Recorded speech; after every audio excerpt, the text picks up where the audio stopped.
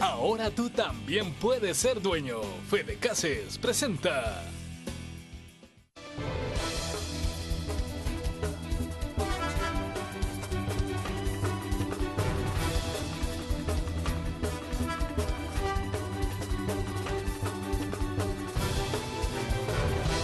Muchas gracias por continuar con nosotros. Hoy en la entrevista de Hechos AM conversaremos con el exministro de Economía Héctor Dada Iresi, con quien vamos a hablar sobre, diferentes temas, sobre cómo está viendo la situación también de nuestro país en términos políticos electorales. El exministro Dada Iresi, por supuesto, usted lo conoce con mucha trayectoria, un analista también, obviamente, de nuestro país, con grandes aportes para nuestro país en materia, por supuesto, de análisis, ¿no? Así es que, doctor, muchas gracias por estar con nosotros. Un gusto, gracias por acompañarnos. Buenos días, Romeo. Gracias a usted por la oportunidad de dirigirme a su audiencia, a quien le envío un afectuoso saludo. Doctor Héctor Dada Iresi, quisiera comenzar con un tema que nosotros pusimos ayer en agenda, ¿no? Sobre el tema de la reconciliación. Vamos a hablar más adelante, por supuesto, de la campaña. Yo no sé si sea el mejor momento. Sí, yo sé, es una contradicción de alguna manera. Decir, mira, vamos a hablar de reconciliación y al mismo tiempo vamos a hablar de la campaña cuando es una máxima expresión de la polarización de nuestro país, ¿no? Sí, mire, la campaña ha tomado un giro bastante complicado. Creo que la angustia que en algunos sectores de la derecha, tanto empresarial como política, la angustia que los ha inundado prácticamente, los ha llevado a una campaña de un radicalismo verbal que realmente tiene poco que ver con lo que requiere el país hacia el futuro. Pero por eso tenemos que actuar y buscar reconciliar el país si queremos salir adelante. Cada uno debe poner sobre la mesa después sus ideas, su visión, su ideología, porque eso que dicen, tire la ideología a un lado y preocúpese por los intereses del país, es que mi ideología, como parte de ella, tiene qué concibo que son los intereses del país. Que cada ideología tiene una visión de intereses del país diferente. Entonces, tenemos que negociar, tenemos que llegar a compromisos donde nadie gane todo ni nadie pierda todo. En la democracia nadie gana todo ni nadie pierda todo. Yo diría que lo que estamos viendo en la campaña es esas visiones poco democráticas de que si pierdo, el mundo se acabó, ¿verdad? Y si gano, todo el mundo es mío. Si pierdo está malo, ¿no? Y si gano está bien. Y si gano, todo es mío. En la democracia no hay todo y nada, sino siempre se gana una parte del poder, y creo que eso tenemos que entender bien los salvadoreños. Creo que tanto desde mi instancia partidaria Cambio Democrático, como de ese pequeño grupo de ciudadanos que hemos armado, que se llama Demócratas Siempre, hemos estado insistiendo en el último tiempo en la necesidad de no levantar obstáculos a que después de esta elección enfrentemos los graves problemas nacionales con espíritu nacional, con espíritu democrático, y cada uno desde sus puntos de vista tiene que entrar con honestidad a un proceso de negociación. Pero eso pasa por deponer actitudes, así como usted lo está diciendo. Entre otras cosas. Significa sobre todo de poner actitudes autoritarias en el fondo y viejos hábitos en el país que no son solo de un sector político. Tenemos el hábito de la manipulación, el hábito de aprovechar los instrumentos que están en nuestras manos en nuestro beneficio personal.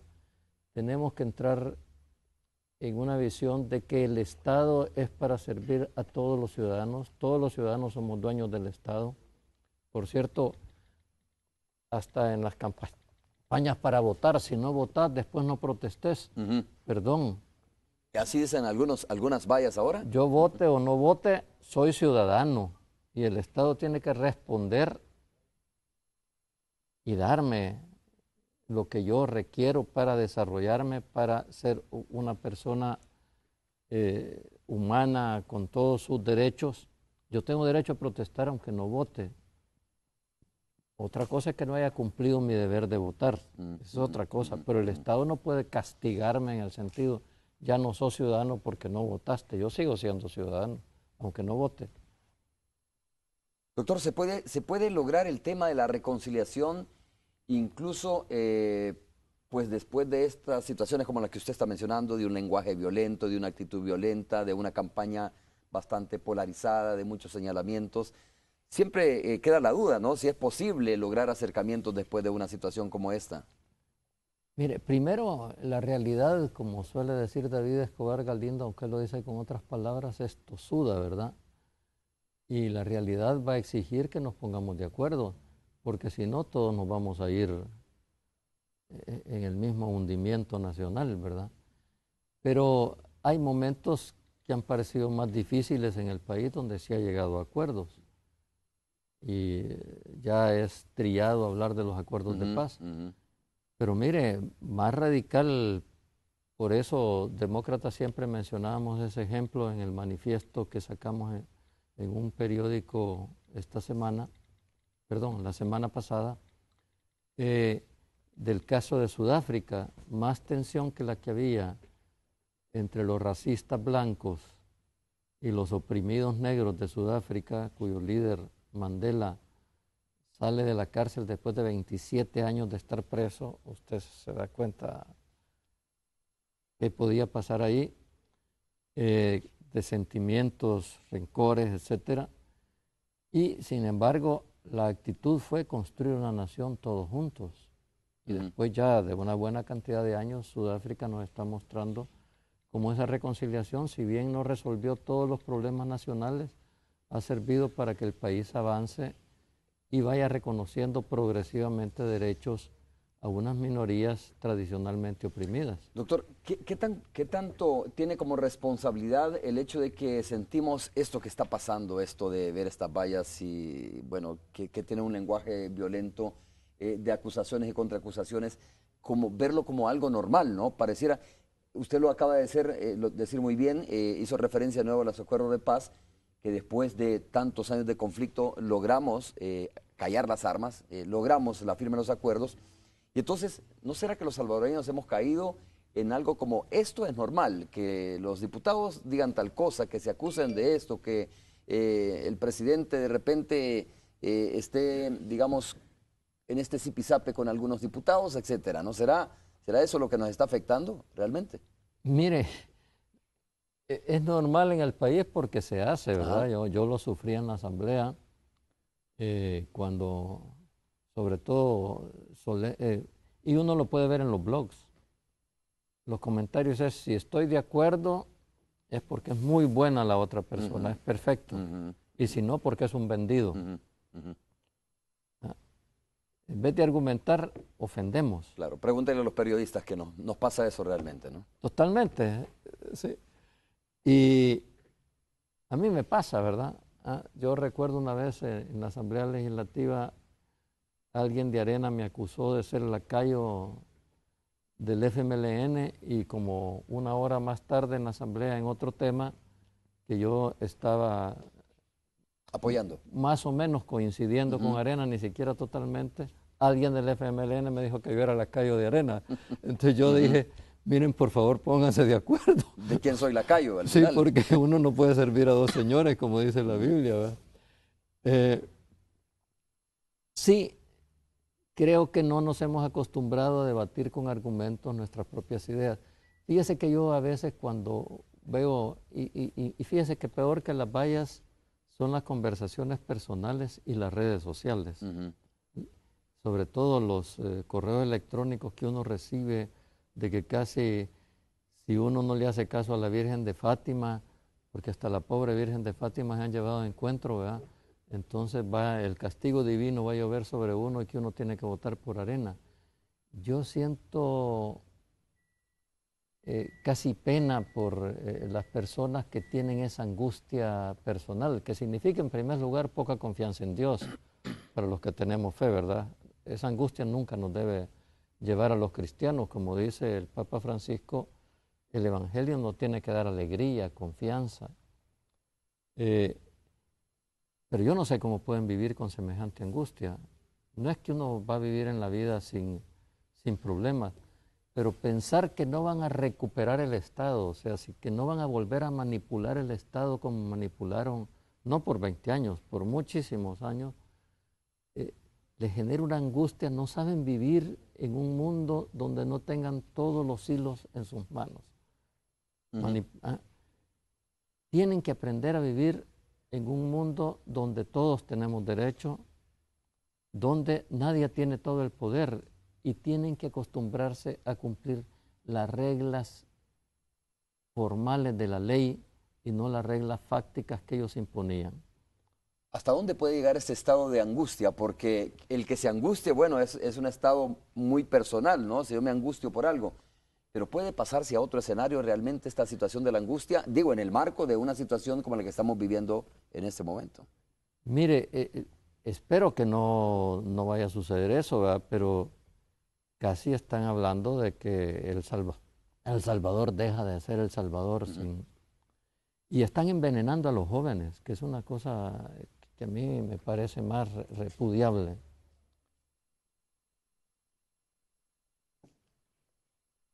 Y yo diría que el frente tiene que hacer mucho más también para generar confianza. Creo que, y creemos, y por eso lo dijimos en el Manifiesto de Demócratas siempre, y como le digo también en mi otra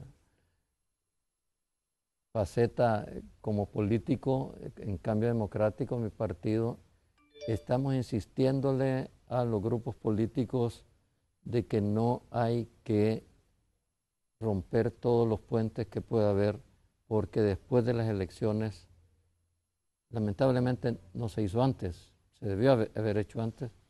Tenemos que ponernos de acuerdo en varios temas y ahí no hay que deponer visiones, no hay que deponer intereses, sino que hay que estar dispuesto a concertar con el realismo de que aunque gane el frente, como todo parece indicar que va a ganar, no veo que haya nada que señale esas cosas que dijo el candidato Quijano de que ya estaba arriba en las elecciones. En las encuestas. En primer lugar, no debió decirlo porque nadie puede hablar de encuestas en este momento. No puede decir números concretos, ¿verdad? Sí, pero dijo números. Tendencias. Pero dijo números. Dijo números. Yo no creo que haya nada que señale que no va a ganar el frente. Espero que Sánchez Serén, que tiene todavía algunos días antes de la elección del domingo, se muestre ya como un presidente conciliador para poder levantar los ánimos. Los que no hemos estado metidos en esta campaña, que no hemos expresado nuestro respaldo a ninguna de las fuerzas políticas, creo que también podemos jugar un papel en calmar los espíritus, y esa es la tarea que algunos nos hemos dado. Propuesto. Hay un dicho, doctor, dice que para bailar el tango se necesitan dos. Bueno, ok, digamos que en este caso se necesita no de dos, sino de todos. No solo se necesita del FMLN ni de Arena, se necesita de todos los sectores de la sociedad salvadoreña, ¿no? Y ese es el punto. ¿Quiénes ven ese alivio usted de correr en el tema de la reconciliación, en el tema de unificar el país después de esto que estamos viviendo? Hay que tomar en cuenta que después viene otra vez elecciones, ¿no? En marzo del 2014 volvemos a elecciones para alcaldes y diputados. Marzo del 2015. Marzo del 2015, perdón, dentro de un año más o menos, ¿no? Sí. Estamos volviendo a elecciones y entonces dice uno, pues sí, lo que podemos lograr de reconciliación de aquí a marzo, pues se nos va a caer ya acercándose las próximas elecciones, pero bueno. Mire, como decimos en el Manifiesto Demócrata siempre, el país está volteando una página.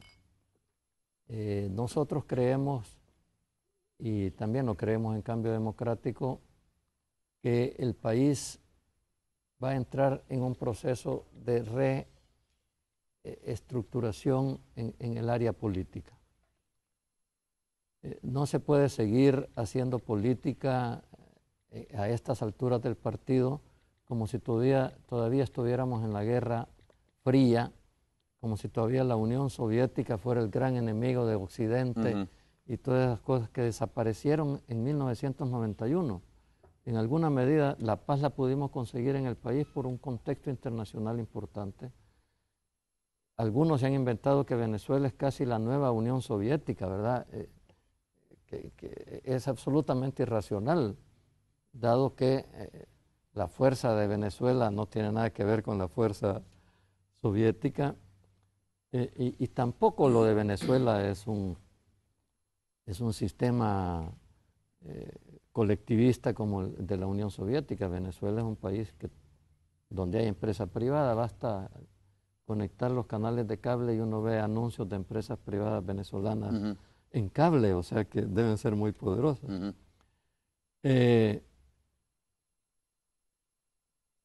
Yo creo que en esa reestructuración va a haber necesidad de que algunos comprendan que dialogando pierden menos que poniéndose radicales. Incendiar al país, aunque sea solo anímicamente, porque no creo que vamos a llegar a una tensión y a una violencia social como esa, lo que puede producir es que el país no encuentre salidas. Y nos tenemos que convencer todos que hay que cambiar el modelo, no solo el modelo económico, el modelo de estructuración social que Arena construyó después de la guerra, que dejó que las fuerzas del mercado hicieran algo que no pueden hacer y por lo tanto se hizo mal, que es reconstituir el tejido orgánico de la sociedad, destruido no solo por la guerra, al revés, aquí hubo guerra porque se destruyó el tejido social. Pero después de la guerra había que reconstruir el tejido social.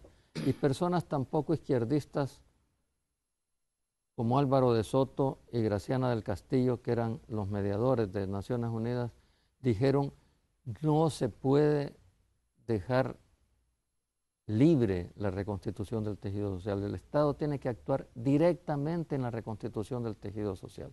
El mercado, los que somos economistas lo sabemos, no sirve para eso. El mercado es la expresión de los egoísmos individuales. Y si el mercado no sirve para eso, ¿cómo se reconstruye este tejido social? A través de la acción directa del Estado. Había que pensar en el poder municipal, había que pensar en la participación de la gente en la solución de sus problemas. ¿Y se ha avanzado en eso, no, doctor Héctor Dada? Algo se ha avanzado en este gobierno, no todo lo que uno hubiera deseado. El gobierno deja muchos vacíos, no solo por mala voluntad, sino a veces por falta de posibilidad de hacerlo. Sin embargo, creo que se pudo haber hecho más. Y creo que si algo perdió el gobierno es ese espíritu reconciliador que tuvo en su primer año el gobierno y esas posibilidades de reconciliación. Curiosamente, la Sala de lo Constitucional, para bien o para mal, fue electa en un momento en que el presidente era el gran conciliador de los intereses partidarios. Y vamos a tener que entrar en un momento donde los partidos tienen que hablar y ojalá se consoliden, porque no hay democracia sin partidos. Y segundo, tenemos que entrar a un diálogo social intenso. Ok, doctor Héctor Dada, usted lo dijo, ¿no? Todo parece indicar que el partido Frente Farabundo Martí dice usted va a ganar las próximas elecciones si se juzga por los antecedentes en cuanto a cifras. A ver... Y por lo que uno ve en el terreno. Y por lo que uno ve en el terreno, ¿no? Entonces, la pregunta es como bastante lógica. Los liderazgos compuestos por los demás partidos políticos, llámese Cambio Democrático, PCN, PDC, Arena, etcétera, la empresa privada como tal, los sectores sociales como tal, porque dijimos que este tango no es solo de dos, sino de varios, ¿estarán en ese alide, estarán dispuestos, tendrán la madurez suficiente como para sumarse a un llamado que esperaríamos, como usted lo dijo, ¿no? Que lo haga Salvador Sánchez Serén a lograr digamos, una unificación del país?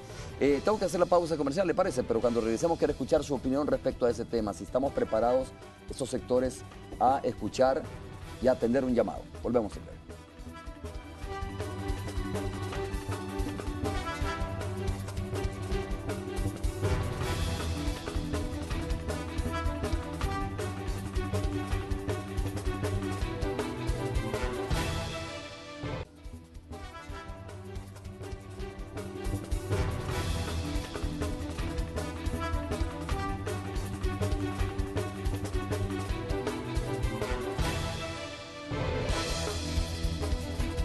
ver, estamos de regreso conversando esta mañana con el doctor Héctor Dada Iresi. Doctor, me imagino que este pronunciamiento de siempre demócratas va en esa línea también, ¿no? Pero antes de ir a la pausa, yo le hacía un planteamiento de que sí, ¿cree usted, si desde su punto de vista los otros sectores, ¿no? están listos, hay madurez como para poder hacer eco de un llamado que haga el que gane las próximas elecciones? Yo creo que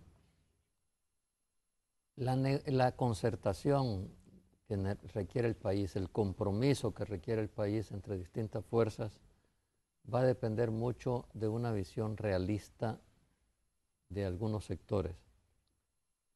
No creo que todos van a entrar de inmediato. Hay personas muy radicales, hay empresarios que han prácticamente sustituido su foto en sus redes sociales por una bandera partidaria y son los más radicales en expresiones terribles y apocalípticas de lo que puede pasar en el país, que me recuerda al 2009.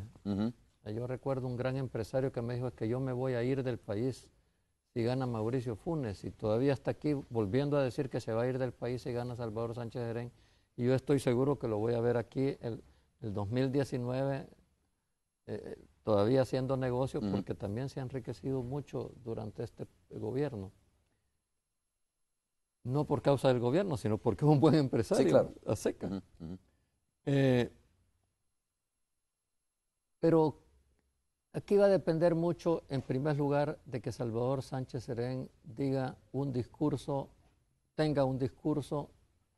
y un sentimiento interno, que el discurso sea honesto y sincero, de llamar a todos a trabajar por el país. Lo que no significa que abandone su visión de que el país requiere cambios, sobre todo en el sentido de producir equidad.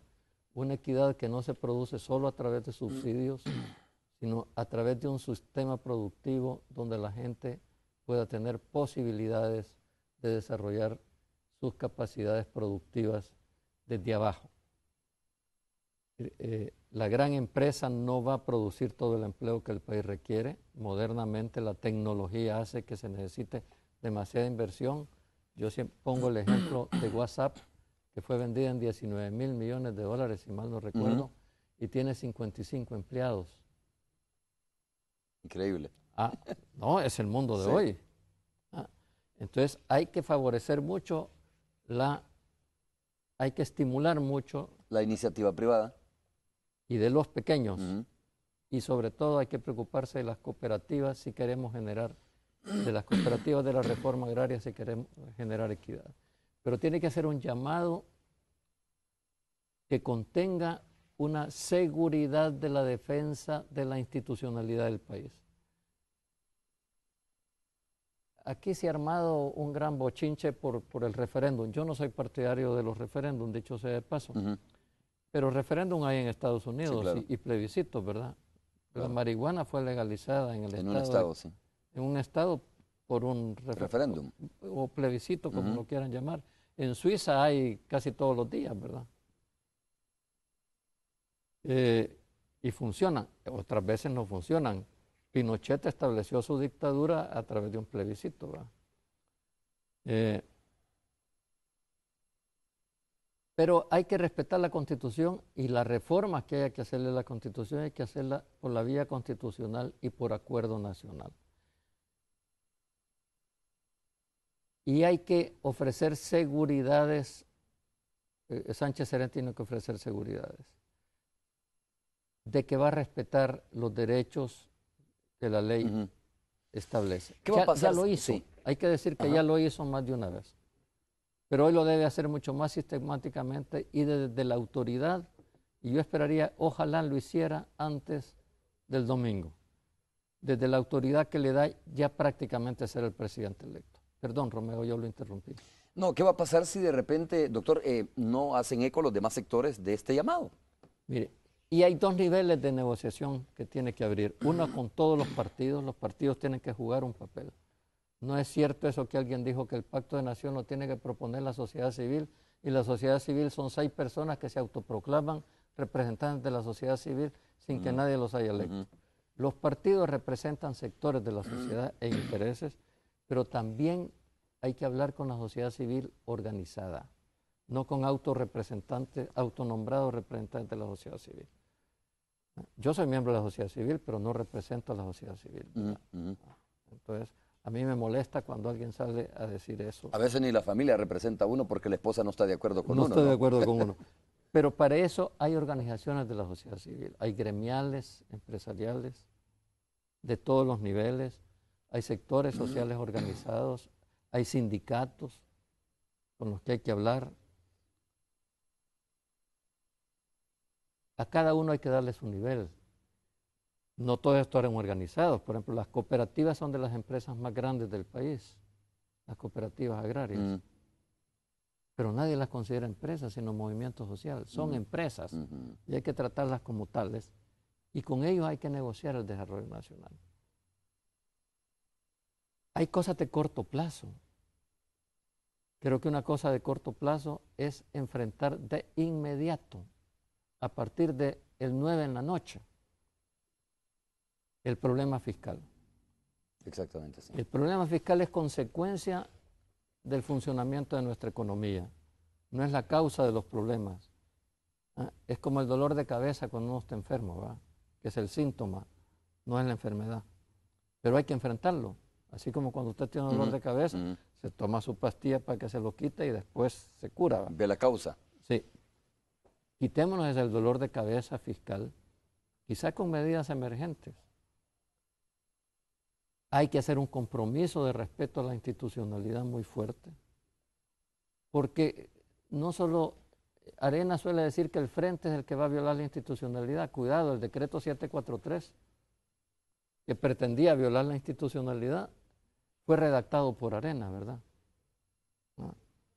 Y Arena vivió 20 años y respetando la independencia del Poder Judicial, ¿verdad? Todos nos tenemos que poner de acuerdo de que ya entendimos.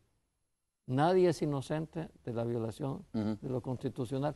Nadie puede partir de que es inocente. Algunos más, otros menos. Unos por omisión y otros por acción. Hemos permitido que se respete la institucionalidad. Comprometamos todos a consolidar, a profundizar la institucionalidad democrática del país. Y la violencia. La tregua, como tenía que ser, está haciendo agua. El mismo director de la policía lo dijo ayer. ¿Qué vamos a hacer para enfrentar la delincuencia? Y aquí no hay ninguna propuesta clara de parte de la derecha. Llegó a decir que había que prácticamente dar de alta a los mareros para aplicarles el código militar y ha terminado con que hay que ser blando con ellos, ¿verdad? Es más, dijo, ojalá entiendan los mareros lo que estoy diciendo para que dejen votar a nuestra gente. O sea que en el fondo está negociando con los mareros sin sentarse con ellos, ¿verdad? Yo te doy para que me permitas lo otro. Entonces no sabemos qué propone la derecha política sobre esto. Hay derecha... ¿Ha habido mucha incoherencia en el tema? Absoluta incoherencia en Arena en el manejo del problema de la delincuencia. Bueno, mire, como en otros. Sí, doctor, solo leo algo. Uno de los mensajes que estoy recibiendo dice, una persona, ¿no? Dice, Norman Quijano debe ser transparente y aclarar si el pozo de su propiedad fueron con fondos públicos, sí o no. ¿Por qué no la aclara? Dice, y dice que esto ya es parte o debería ser parte de un tema de reconciliación y transparencia en el país. Está hablando de los candidatos, ¿no? Mire, yo creo que el doctor Quijano tiene que hacer eso por puro sentido ético, ¿verdad? Tiene que decir exactamente qué pasó, si quiere, si nos ofrece transparencia después. Pero creo que el día siguiente de las elecciones eso no va a ser lo más importante. Yo estoy partiendo de que todos los datos indican que el Frente va a ganar. Me cuesta razonar qué pasaría si él gana. Si él gana, porque todo es posible, ¿verdad? Es muy poco probable, pero alguna posibilidad tendrá. Si él gana, tiene que mostrar que puede ser transparente. Ese es un tema que hace más de 10 años se está manejando. El mismo ingeniero Perla ha dicho que sí, que le mandó a hacer el pozo a la propiedad que hoy es de su señora después de que ellos se separaron. Pero a mí me parece que ese es un tema importante para saber cuál es la personalidad del candidato, pero no tienen mucho que ver con la reconciliación nacional, porque la reconciliación tiene que partir de los actores fundamentales. Y si él pierde la elección, no va a ser actor fundamental. Ya están pidiendo cabezas en arena, lo que indica que en mi juicio de que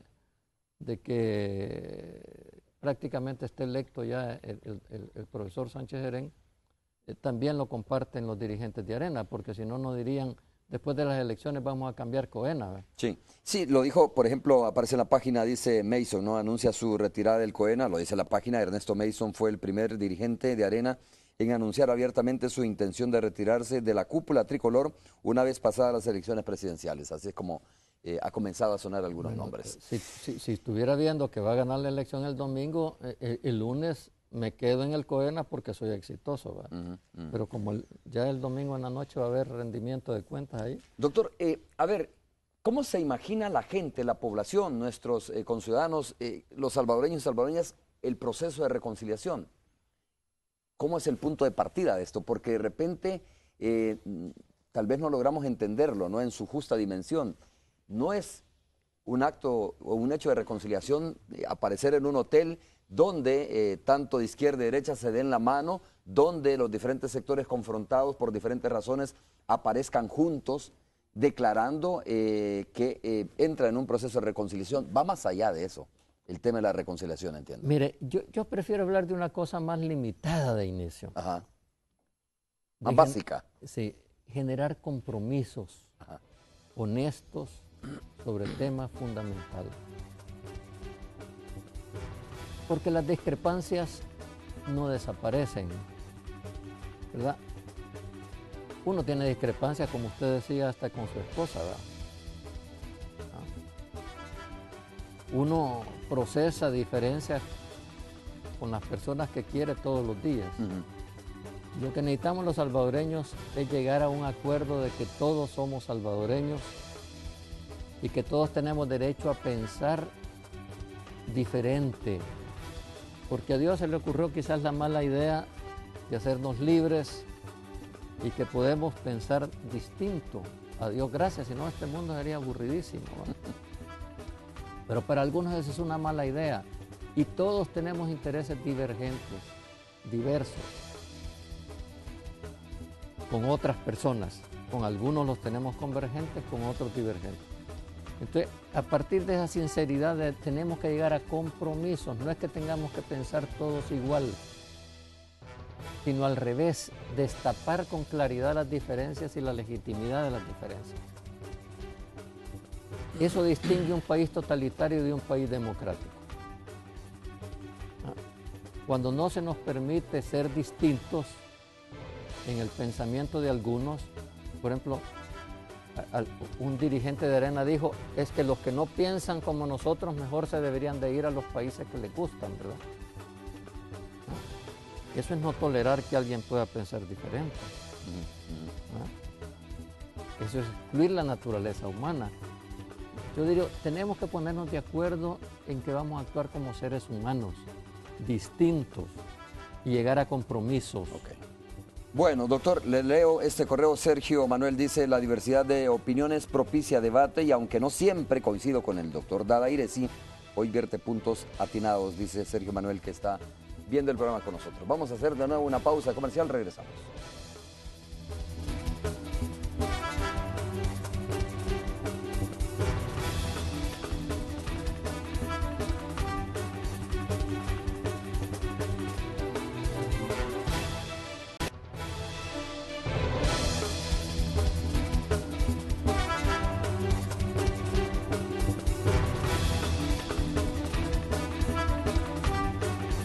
A ver, estamos de regreso, tenemos poco tiempo, pero creo que lo suficiente para preguntarle al doctor Héctor Dada Iresi sobre el tema de los programas sociales. Doctor, uno de estos programas, por ejemplo, la confección de los uniformes y todas esas cosas se dieron y nacieron durante su administración. Comenzaron, digamos, a darle forma y no sé en qué fase dejó usted esto, pero programas que han sido polémicos para algunos sectores, ¿no? Sí. Que no ha habido mucha claridad incluso de algunos sectores cuando se refieren a los mismos. Mire, Yo creo que el programa de los uniformes escolares es un ejemplo de lo que hay que hacer. Cuando se hacen este tipo de ayudas sociales, nosotros tuvimos una disyuntiva: o los uniformes se daban en una sola licitación nacional, que una gran empresa pudiera haberlos proporcionado, o utilizábamos ese subsidio para producir actividades productivas, valga la redundancia, locales.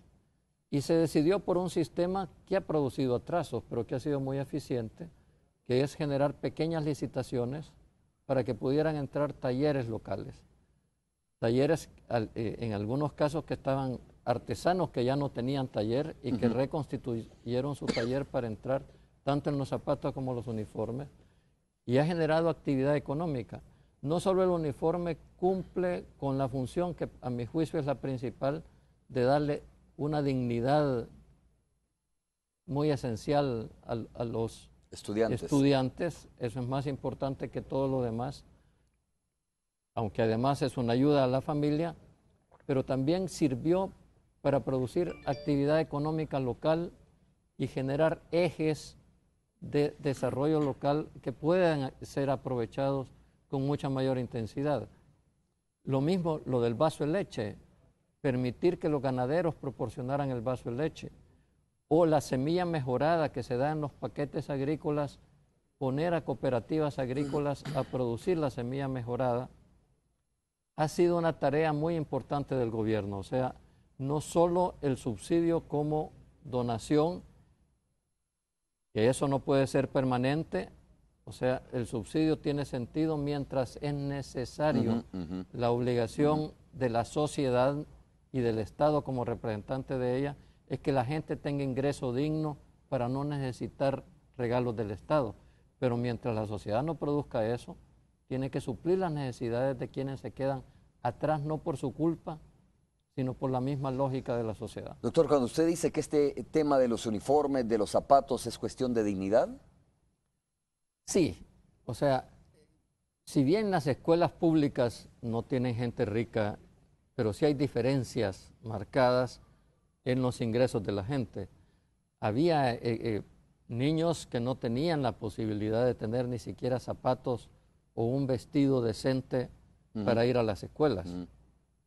Llegar todos iguales a la escuela le da un sentido de dignidad y de ser iguales, ¿verdad? Un sentido humano de igualdad esencial que me parece muy importante rescatar. Y eso es más importante que si ha mejorado la asistencia a la escuela, que lo ha hecho. Para mí es más importante que si eso favorece la economía familiar, que también lo ha hecho. Para mí lo principal es ver a los niños, porque lo he visto, con un sentido de dignidad diferente. Excelente. Yo quiero decir una cuestión antes de ir con Tony a la Radio 109. En mi Facebook está, por ejemplo, la historia un poco muy resumida de mi vida, ¿no? Donde estudié, en una escuela rural. Obviamente nosotros caminamos como 8 horas y alguien me decía, pero mira, Romeo, el uniforme no es importante ni los zapatos, lo importante es las ganas de querer estudiar. Sí es cierto que es importante las ganas, pero también déjeme decirle que cualquier niño se siente achicado, apenado, ¿no? Cuando no se ve igual que los otros, cuando sus zapatos pues están rotos y los otros están bien, cuando su pantaloncito o su vestido, como dice el doctor, es un vestido que está roto, que está viejo. Y los otros, pues obviamente, como dice el doctor, a menor escala, pero hay diferencia muchas veces con otros estudiantes y entonces no está representado el sentido de la igualdad, de sentirse incluido. Y creo que eso es muy importante también, más allá de la calidad académica que hay que discutirla. Tony Cabeza, ¿estás listo? De cero, claro. Hola Tony, ¿cómo estás? Un gusto saludarte. Bueno, ahí está Tony. Ahí estamos. Hola. Ya listo. Estoy conversando esta mañana con el doctor Héctor Dada Iresi. Tony. Doctor, qué gusto saludarlo y bienvenido a la frecuencia de Radio 109 por este medio. Un gusto saludarlo, Tony. Muchos días de no verlo. Sí, creo que, bueno, se va a sorprender agradablemente de ver aquí a una persona, un correligionario. Está con nosotros Juan José Martel, ¿verdad? Él es secretario general adjunto de Cambio Democrático. Está aquí con nosotros como invitado apenas iniciando la charla. Y también Germán Brook, él es, bueno, buen amigo, analista, opina mucho sobre la realidad nacional. ¿Cuál es el tema de ustedes, Romeo, allá con el doctor Héctor Dada? Mira, entre otros temas, bueno, hemos hablado de muchas cosas, de muchos temas, pero principalmente quiero hablar, Tony, y aprovechar este enlace contigo para hablar sobre una campaña que lanzamos nosotros ayer como Canal 12. Por tal razón, estoy portando este listón azul, ¿no? Así veo también el camarógrafo sí, porta su listón azul. Es una campaña aquí de reconciliación. El país va a necesitar y necesita y viene necesitando desde hace mucho tiempo ya de poner posturas, de comenzar un proceso de reconciliación, y nosotros ayer utilizamos pues obviamente la plataforma de Canal 12 para hacer un llamado y para hacer un lanzamiento, y no va a terminar ahí. Vamos a estar presentes y haciendo reflexión a través de spots, obviamente invitando a la empresa privada, a los trabajadores, a los diferentes sectores del país a que se sumen a esa campaña de reconciliación, ¿no? Así es que un poco compartiendo y escuchando la opinión del doctor Héctor Dada Iresi respecto a este tema. No, un saludo a mis amigos ahí, Juan José Martel y Germán Brook, a Germán tengo días de no verlo, a Juan José por supuesto no, porque me toca reunirme con él frecuentemente. Sí, estábamos hablando de eso y un poco haciendo análisis de la campaña, dando por sentado que prácticamente los resultados ya los conocemos. Hablábamos de la necesidad de un mensaje conciliador del presidente y de un espíritu abierto a un compromiso nacional después de las elecciones si queremos sacar el país adelante. Eso es básicamente lo que hemos estado hablando, Tony y amigos.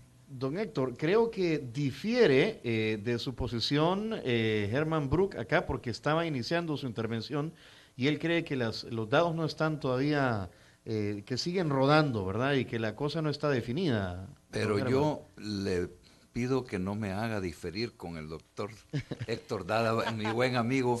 Pero Germán es bien agradable diferir. Con quien tengo más coincidencias que diferencias. Lo que pasa, Héctor, es que yo estaba diciendo que yo creo que si las cosas fueran así como se dice, ya no hubiera necesidad de ir a una segunda vuelta. Yo creo que es peligroso porque la gente puede decir, bueno, entonces, ¿qué voy a hacer? Si ya está todo arreglado. Y eso es peligroso porque quedan las decisiones en manos de quien no debe. Sí, pero es por ley que se va a una segunda vuelta, ¿no? Claro, pero no es por ley que me tenga que levantar de la cama e ir. Y si me están diciendo que ya todo está arreglado, todo está dado, entonces yo sí creo que una segunda vuelta siempre nos plantea un base cero, pues está otra vez todo en cero y vamos a ir a contar votos. No, es que ustedes se ríen, pero entonces también la primera vuelta, la primera vuelta decía las encuestas que ya estaban también todas las cosas dichas, y el 43-1, 34. Es que yo me estoy riendo porque de verdad es la Constitución y el Código Electoral dice que hay que ir a una segunda vuelta. Si quiero no se quiera, no está escrito. Yo no estoy discutiendo eso. En política y en las ciencias sociales en general, el arroz nunca se cose antes de tiempo. Claro. Hay que esperar el momento y cada día es una realidad distinta. Me gusta la idea de la reconciliación. Sí. Para reconciliarnos hay dos pasos previos. Primero, reconocer las diferencias, reconocer que existen modos distintos de pensar. Y segundo, reconocer la legitimidad del que piensa distinto de mí. Bueno, mientras hay descalificación o mientras no hay reconocimiento de diferencias, no hemos dado ni siquiera el primer paso para reconciliar. Ciertamente, mientras haya descalificaciones, es difícil. Yo tengo que terminar este enlace, Tony. Gracias a ti y a tus invitados. Muy interesante, muy porque interesante. Ya no tenemos más tiempo. Muchas gracias. Adiós, doctor Dada. Los saludamos. Hasta luego y un saludo a los amigos ahí. Doctor Héctor Dada, también tengo que despedirlo. Muchas gracias por haber estado con nosotros. Un gusto haber conversado. Gracias, Romeo. Un placer estar con usted y un saludo a la audiencia. Muy bien, vamos a hacer una breve pausa. Regresamos ya para el cierre de Hechos AM de Canal 2. Ahora tú también puedes ser dueño. Fede Cases presentó